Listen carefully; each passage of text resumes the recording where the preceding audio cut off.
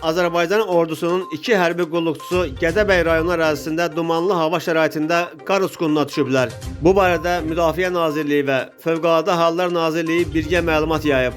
Məlumatda bildirilir ki, Gədəbəy rayonu ərazisində yerləşən xidmət yerindən qayıdarkən Azərbaycan ordusunun müddətli həqiqi hərbi qulluqçuları Əskər Həmidov Ruslan Rüstəmoğlu və Əskər İmanov Əli Tariyeloğlu dumanlı hava şəraitində qar uçqununa düşüblər. Hərbi qulluqçularımızın tapılması məqsədi ilə yüksək dağlıq və çətin relyefli ərazidə hava şəraitinin əlverişsiz olmasına baxmayaraq, dərhal zəruri axtarış tədbirlərinə başlanılıb. Axtarış xilasetmə tədbirlərinə Azərbaycan ordusunun müvafiq bölmələrinin, Fövqəladə Hallar Nazirliyinin və Azərbaycan Avtomobil Yolları Dövlət Agentliyinin podratçı şirkətinin qüvvə, vasitə və xüsusi texnikalara cəlb edilir. Axtarışın nəticələri barədə ictimaiyyətə əlavə məlumat veriləcək deyə birgə məlumatda qeyd olunur.